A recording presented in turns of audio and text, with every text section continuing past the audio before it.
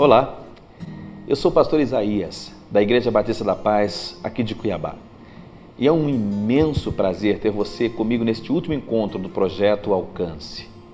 Nós estamos encerrando hoje uma jornada de 5 semanas, onde nós tivemos a oportunidade de aprender muito mais sobre a pessoa de Jesus e sobre o significado da pessoa de Jesus em meio à história humana.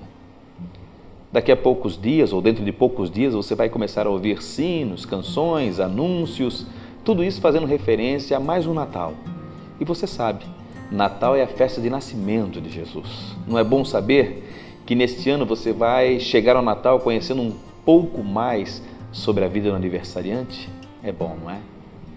Nestas 5 semanas do Projeto Alcance, nós falamos sobre o nascimento de Jesus, nós falamos sobre a sua obra na terra, nós falamos sobre a sua morte dolorosa na cruz do Calvário e nós falamos também sobre a sua ressurreição. Hoje, dando continuidade, eu quero falar sobre o legado, a herança que Jesus nos deixou. Após 33 anos de vida na terra, dos quais apenas 3 anos pregando o Evangelho, a pergunta é essa: o que Ele nos deixa? Qual é a herança que Ele nos deixou? Vamos buscar resposta para essa pergunta. Faremos isso observando com um pouco mais de atenção as palavras que Ele disse antes de se retirar e vamos observar também as obras que Ele realizou para exemplificar tudo aquilo que Ele ensinou. Atos nos diz que Jesus fazia e ensinava. Sim, Jesus não nos deixou apenas palavras, Ele também nos deixou exemplos e exemplos pautados na sua própria vida. Quando Deus se inseriu, quando Deus se entremeteu no tempo e se tornou homem, Ele assumiu todas as limitações humanas. Aquele que era totalmente livre se permitiu aprisionar num corpo, Ele se restringiu a limites que o fez propenso à dor, o fez propenso ao cansaço. Por mais de 3 décadas, o seu alcance seria limitado pelo alcance de um braço. A sua velocidade seria controlada pelo ritmo dos pés humanos. Será que no meio de uma longa viagem ele não considerou a ideia de se teletransportar para uma cidade mais próxima? Quando o rigoroso inverno que se dava naquelas regiões terminou lhe esfriando os ossos, a carne, será que ele não sentiu a tentação de mudar o clima? Quando o calor lhe secou os lábios, será que ele nunca pensou em ir para um oásis, um lugar onde pudesse se refrigerar? Ainda que tenha tido tais pensamentos, ele nunca cedeu a nenhum deles, nenhuma vez sequer. Pare um pouco e pense nisso. A Bíblia nos diz que Jesus jamais usou os seus poderes sobrenaturais para obter conforto pessoal. Você precisa entender que com uma palavra Ele poderia ter transformado a terra dura numa cama macia. Com um movimento da sua mão Ele poderia ter mandado de volta o cuspe dos seus acusadores bem no rosto deles, mas Ele não o fez. Com apenas um leve movimento, Ele poderia ter paralisado a mão do soldado quando esse estava lhe enfiando a coroa de espinhos na cabeça, mas Ele não o fez. Quer saber qual é o fato mais vibrante em relação à sua vinda? Não foi o fato de Ele ter deixado ele brincar com as estrelas para brincar de bolinha de gude, não foi o fato de que aquele que sustentava as galáxias ter aberto mão de tudo isso para segurar a batente de porta de um cliente irritado. Imagine um cliente irritado com Jesus enquanto carpinteiro, aquele cliente que queria tudo para ontem, mas que na verdade só poderia pagar no dia seguinte.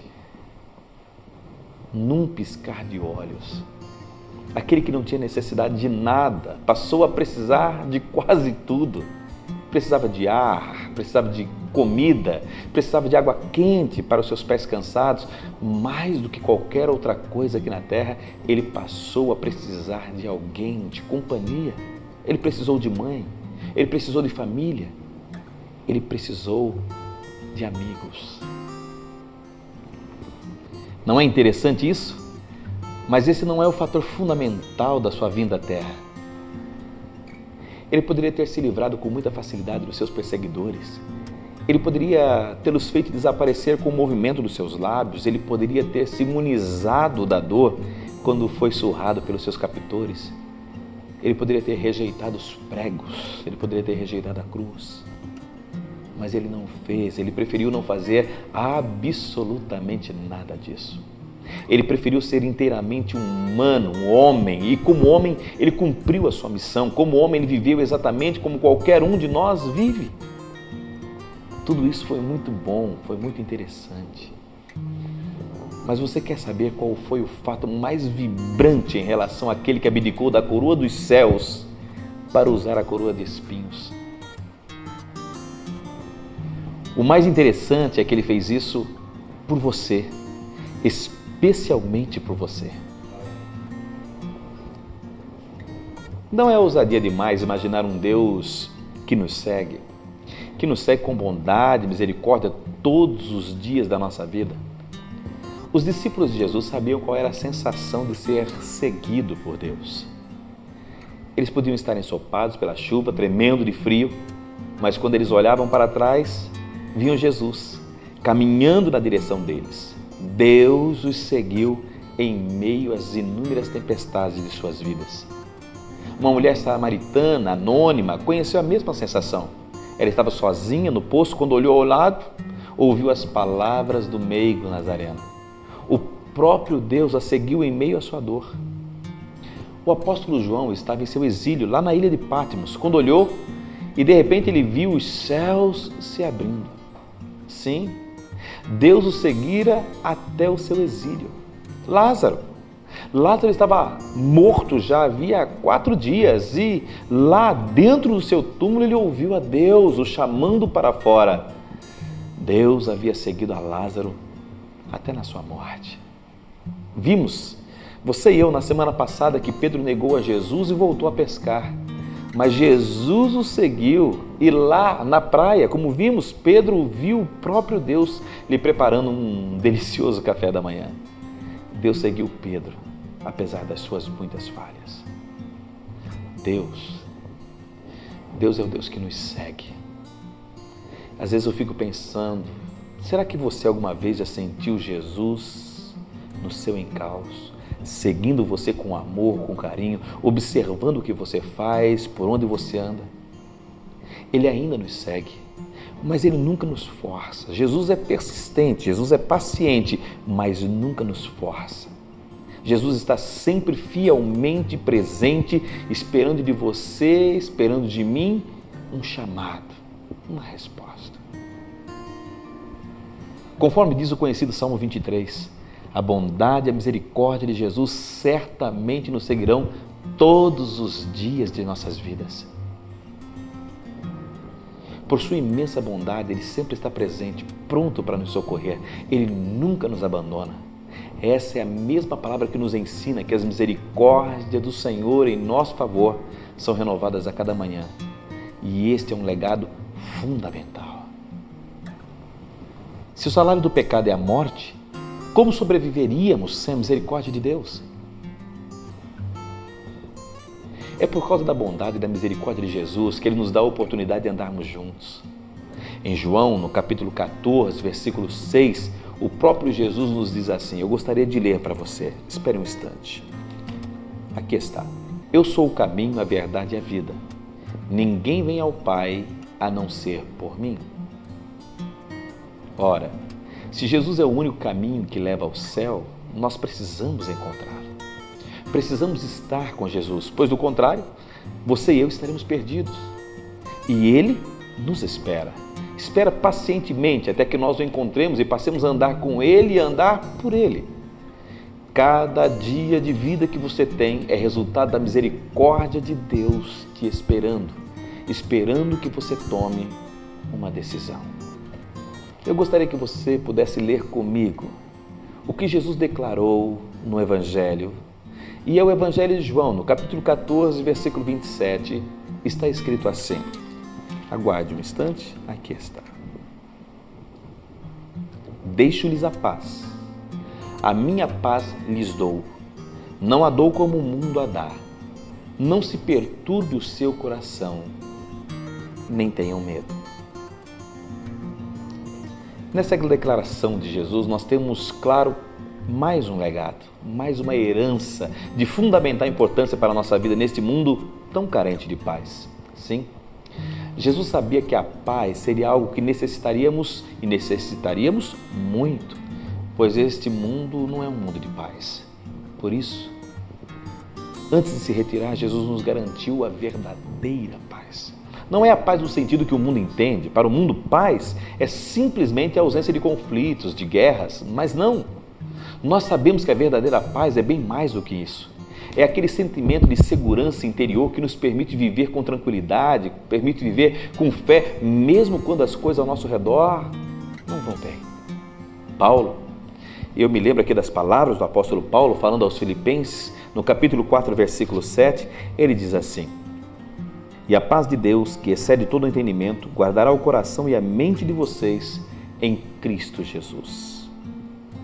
Consigo perceber? Mostra que a paz de Cristo é aquela que excede, que vai além do entendimento humano. Por isso, a verdadeira paz o mundo não pode dar. Por que o mundo não pode dar? Porque o mundo não tem o menor conhecimento acerca dela. Certa vez, um rei pediu a alguns artistas que produzissem uma obra de arte que pudesse retratar com maior clareza o sentimento de paz. Ao melhor quadro, o rei garantia uma grande recompensa. Passados alguns dias, os artistas foram um a um apresentando as suas ideias a respeito de paz. Um desenhou uma linda pomba branca sobrevoando um ambiente de guerra. O rei olhou e parece que não agradou muito. Não é isso. Um outro pintou um bebê dormindo num bonito berço. Ainda não era bem isso. Um outro artista pintou um garoto brincando com uma bola no meio de uma cidade destruída por um terremoto. Também não era isso. E assim, várias obras foram aparecendo, mas uma em especial chamou a atenção do rei. Esse quadro inusitado mostrava uma cachoeira imensa, com águas muito turbulentas, rompendo sobre as rochas. De uma árvore à margem daquele rio saía um galho, que avançava sobre a cachoeira que despencava com furor. E neste galho, suspenso por alguns ramos, pairava um ninho, e dentro dele um pássaro com seus ovos. O rei entendeu que esta era a melhor figura da paz. A vida se sustentando com tranquilidade, mesmo em um ambiente aparentemente inseguro. Olhando para o texto bíblico, nós encontramos outros exemplos de paz verdadeira. Há um episódio na vida do apóstolo Paulo que tem muito a nos ensinar sobre a paz, esse legado maravilhoso que Cristo Jesus nos deixou. Paulo e o seu companheiro Silas estavam trancafiados numa prisão. Eles foram açoitados, eles foram acorrentados a um tronco. Tinham todas as razões do mundo para se sentirem destruídos, desanimados, desamparados. Mas veja o que o texto bíblico nos diz. Por volta da meia-noite, Paulo e Silas estavam orando e cantando hinos a Deus. Os outros presos os ouviam. Por incrível que pareça, você ouviu direito, eles cantavam. E como é que a gente faz para explicar uma coisa como esta? Somente um sentimento de paz profunda, essa paz interior é que permite que homens e mulheres cantem, mesmo em meio a situações que não estão sob seu controle, mesmo em meio a situações adversas. Naquela noite aconteceu um terremoto, você sabia? Naquela prisão, as portas se abriram milagrosamente. O carcereiro que os guardava ficou tão impressionado que imediatamente tomou a decisão de seguir o Cristo que Paulo seguia. O carcereiro queria experimentar a mesma paz que aqueles homens demonstravam ter. Esta é a paz que só Jesus pode dar, a paz verdadeira e profunda que está à sua disposição. A sua vida, assim como a de milhões de pessoas, é marcada por lutas, conflitos e até por tragédias, não é mesmo? Certamente você tem experimentado momentos de dificuldades extremas, de angústias. Pode ser até mesmo que tenha chorado por conta das tantas e tantas aflições que têm se abatido sobre você, ou sobre sua casa, ou sobre sua família. O próprio Jesus nos advertiu, dizendo que no mundo nós teríamos muitas aflições, mas Ele também nos deu a garantia: não tenham medo, porque eu venci o mundo. Para você poder vencer o medo, para você poder vencer a angústia com os reveses da vida, Você precisa de paz. Da mesma paz que Paulo e Silas experimentaram naquela prisão, da mesma paz que fez o pássaro dormir sossegado naquele ninho sobre a cachoeira. Cristo deixou paz para você. Você precisa experimentá-la. Jesus não nos deixou órfãos. Seus discípulos até ficaram muito angustiados com a ausência do Mestre. A perca de um amigo lhes garantia tanta segurança e eles ali sentiram-se um pouco desamparados. Mas ele, o Mestre, sabia que não poderíamos mais viver sem a presença de Deus conosco. Por isso, foi exatamente por isso que Ele nos deixou o Seu Espírito Santo. Isso é tão claro, isso é tão verdadeiro, que é exatamente o que está escrito em João, no capítulo 14. E eu pedirei ao Pai, e Ele lhes dará outro conselheiro para estar com vocês para sempre, o Espírito da verdade. O mundo não pode recebê-lo porque não o vê nem o conhece, mas vocês o conhecem, pois Ele vive com vocês e estará em vocês. Ele nos deixou com uma herança de imenso valor, o próprio Espírito Santo de Deus. Jesus nos fala do Espírito Santo como um consolador, como um conselheiro. Uma partícula de Deus vivendo não perto de nós, mas dentro de nós. Isso não é formidável? Isso não é maravilhoso? Mas não são apenas essas as funções do Espírito Santo em nós. Ele também está presente como herança deixada por Jesus para nos capacitar, para nos fortalecer. E nos fortalecer para quê? Para a missão que Jesus nos deixou.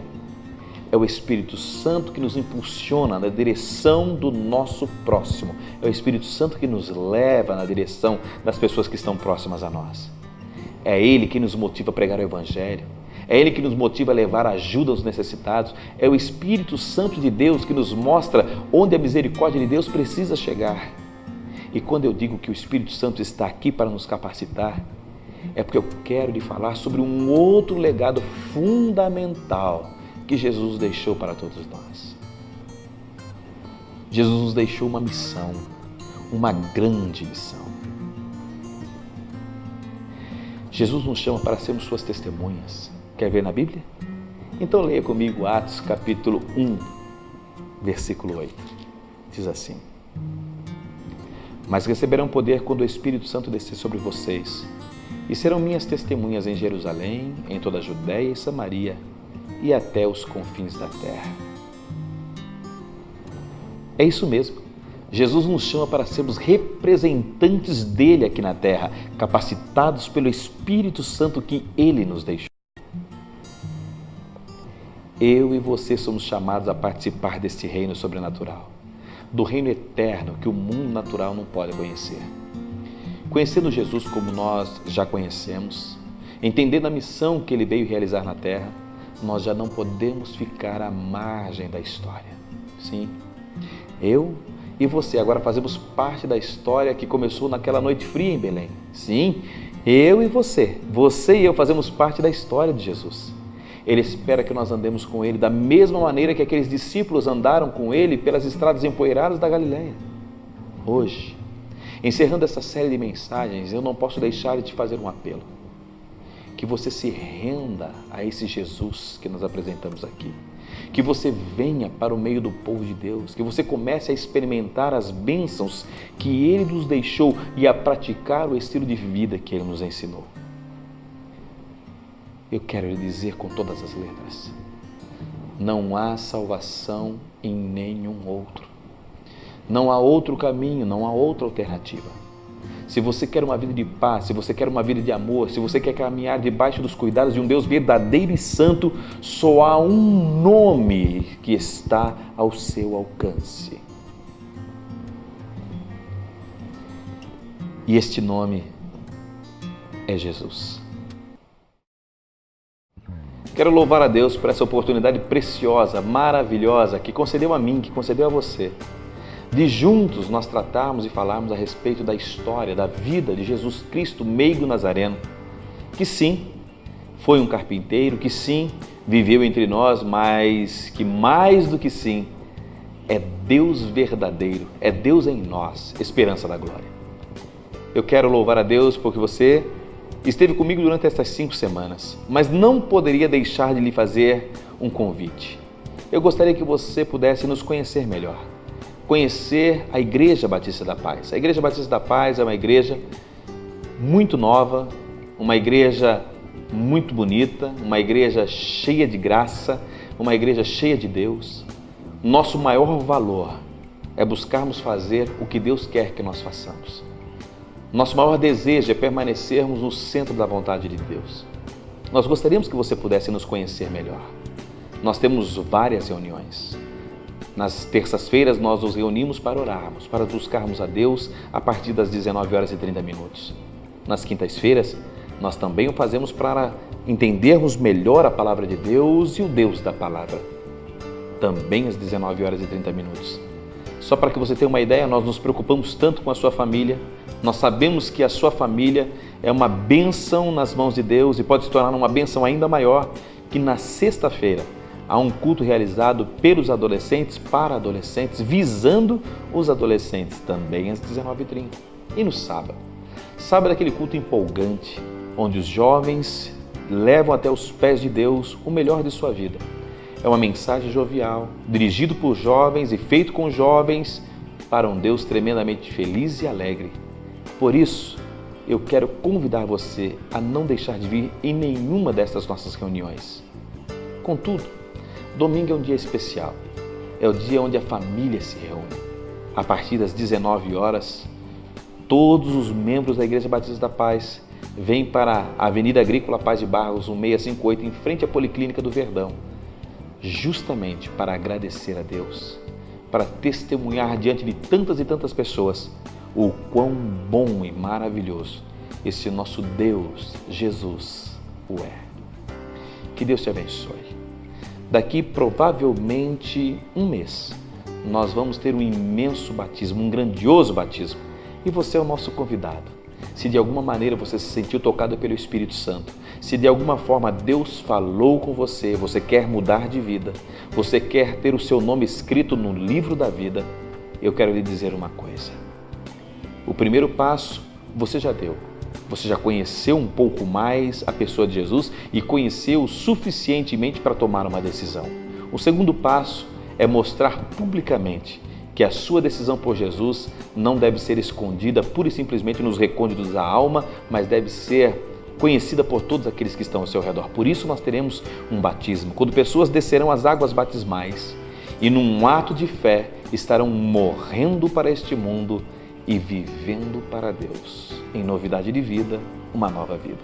Aí então, as Escrituras se cumprirão na sua vida como se cumpriram na vida de milhares de pessoas, quando a palavra de Deus nos diz: a velha criatura morreu, as coisas velhas se passaram e tudo se fez absolutamente novo. Você quer ter uma nova vida?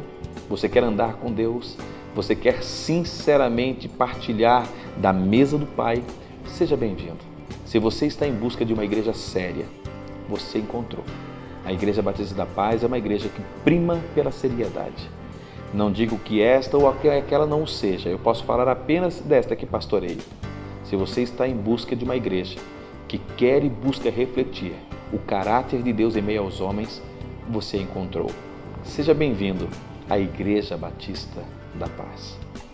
Quem ensinou o sol nascer pela manhã e pro oceano o seu limite até